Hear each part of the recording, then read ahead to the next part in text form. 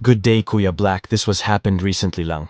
Ako si Sheila or you can call me Sheena lang. So me and my friends ay nagkayayaan na mag-swimming sa isang public resort malapit sa aming bayan. We planned our get-together kasabay ng pagse-celebrate ng 19th birthday ng isa kong kaibigan. It was set naka-ready na lahat ng mga gagamitin namin at nakapag-distribute na ng mga kanya-kanyang dadalihin. Pero syempre, mas madaming ambag yung may birthday. Oo nga pala, this has happened January 13th, Friday pa ata yon that time. As we all know naman na there are many sayings na Friday the 13th is one of the creepiest or malas na araw. Ewan ko ba pero go lang sa swimming na ang lahat ng tropa. And of course, no choice, kasi libre na din ng may birthday ang cottage. So fast forward on that day, nagkita-kita kami sa bahay ng may birthday para sabay-sabay na pupunta DM sa resort. Pagdating ng lahat ay para bang may pumipigil sa akin na tumuloy. Pero di ko nalang pinaalam sa mga kasama ko kasi naman ayaw kong masira yung araw ng kaibigan ko. So pinasawalang bahala ko na lang yon at tumuloy na kami. Nakasakay kami lahat sa motorbale sa isang motor may 1 sakay. Kaya mga nasang 5 motor kami na pumunta sa resort. Ewan ko ba kung bakit sa dami-dami ng mga resort dito sa province namin eh. Dito pa sa liblib na resort ang napili ng mga kaibigan kong to. So fast forward, papasok na kami sa entrance ng resort. Alam nyo yung pagpasok nyo sa entrance tapos medyo malayo pa bago kayo makarating sa mismong pool area at mga cottage.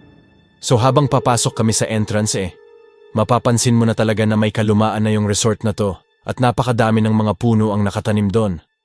So fast forward, naka-rating na kami sa cottage namin at nakakapagtaka na parang kami lang ang tao sa resort na yon. Pero siguro, nagkataon lang. Nag-ayos na kami ng mga gamit namin at ang iba ay agad-agad nang nagtampisaw sa pool na akala mo ay ksam gabata. Ako naman at ang paro kong kaibigan ay inumpisahan ng mag-ihaw ng isda para sa tanghalian.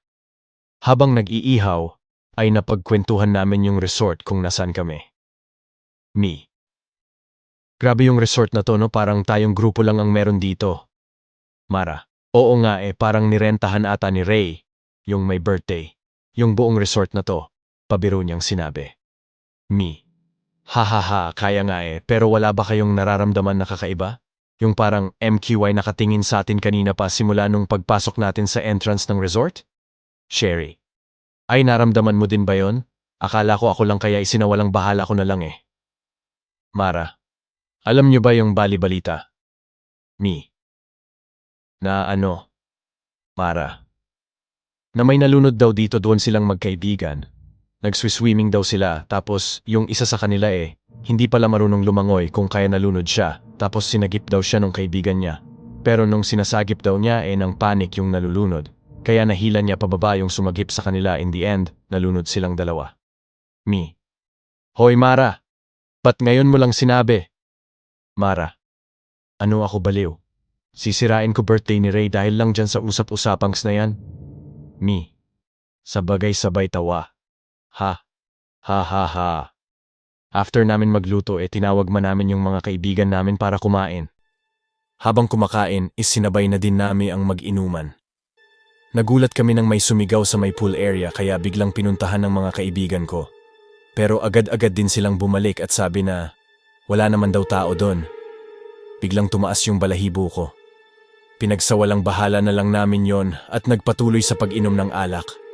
Kwentuhan asaran hanggang nagkayayaan na kami na maligo na ulit sa pool. Pagdating namin doon ay naisipan ko munang magbasa ng damit sa may CR at saktong naiihi na din ako that time. Pagdating ko sa CR wala namang tao ang andon so after kong umihi, paglabas ko ay may nakita akong matandang babae ang nasa lababo at may parang pinapainom na maliit na hayop. Ewan ko ba kung ano yon, basta pagkita ko biglang tinago ng matanda sa bag niya. Yung hayop na yon, papalabas na sana ako nang kinausap ako nung matanda. Pagharap ko sa kanya, sobrang laki ng ngiti niya. Tinapik niya ako, sabay sabing, mag-iingat kayo dyan sa pula. Tumayo mga balahibo ko at naalala ko din yung sabi ng lolo ko dati, na pag tinapik ka daw ng isang matanda, ibig sabihin, may parang curse daw siyang inilagay sa'yo. Kaya para makontra daw yon is kailangan mo din siyang tapikin pabalik so tinapik ko siya pabalik. Pero yung matanda biglang sumama yung tingin at yung aura niya is nag-iba.